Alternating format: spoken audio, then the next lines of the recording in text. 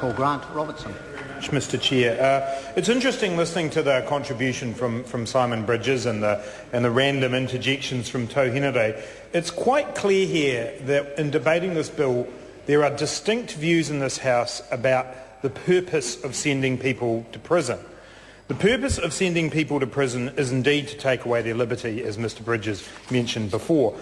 And I would have thought, as somebody quite close to the criminal justice system, he would also have noted that the other purpose, particularly of sending people to prison for terms of 3 years or less, is to attempt to rehabilitate them, to attempt to set up a situation where those people can reintegrate into society.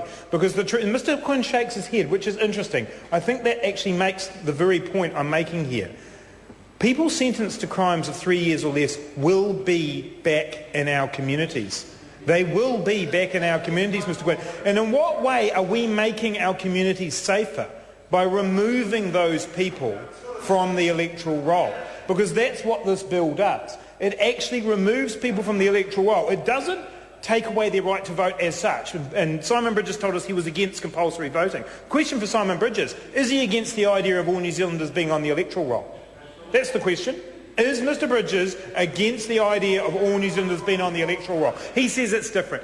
Mr. Quinn and Mr. Bridges have to face up to the fact that what this bill does is not just take away the right to vote, it removes people from the electoral roll. And that, of course, is the concern that the Attorney-General raised in his comments on this bill. The Attorney-General actually specifically raised, as did a large number of submitters to the committee, the concern that this in fact breaches Section 12 of the Bill of Rights Act, which affirms that every New Zealand citizen who is of or over the age of 18 years has the right to vote and stand in genuine elections, etc. So that's the concern. The Attorney-General's raised it. And Mr. Bridges needs to ask, and Mr. Quinn need to ask themselves the question of what is their commitment to democracy? We heard a lot of pious claptrap from Simon Bridges before about what it is and how people have fought for this precious right to vote. What we have in this country is a democracy.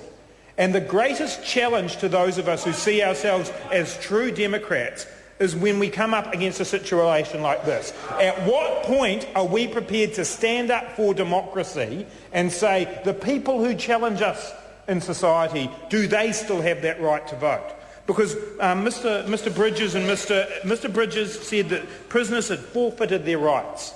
They'd forfeited their rights. So have they forfeited their rights to eat? Have they forfeited their rights to be not beaten up? Where does it end, Mr. Bridges? They forfeited their rights. That's the view coming from the other side of the House about the purpose of sending people to prison. It boils down to this, Mr. Chair. Are we sending people to prison as a punishment, or are we sending people to prison for punishment?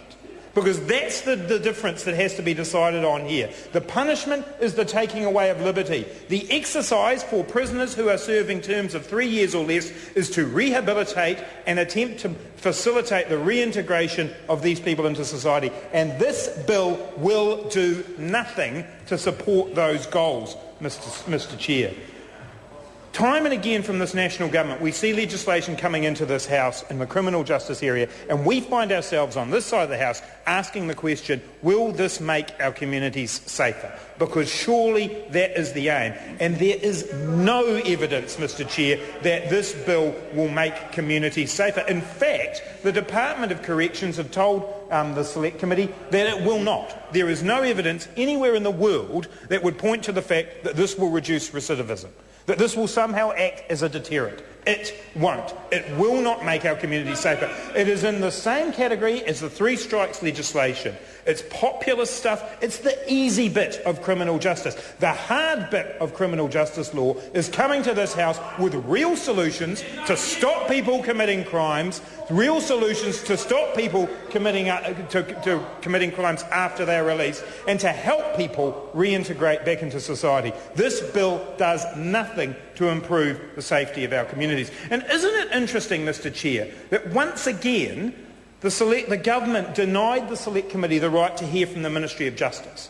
Once again, as with the Three Strikes Bill, the Ministry of Justice were not allowed to come in because on the other side of the House they know that the advisers on justice for this government would not approve of this bill. Simon Power's out of here. He's out of here quicker than Tauhenere is from one party to another. He just says, I'm not part of this. He isn't even featured in this debate because the Ministry of Justice knows. Mr Chair. I call Paul Quinn.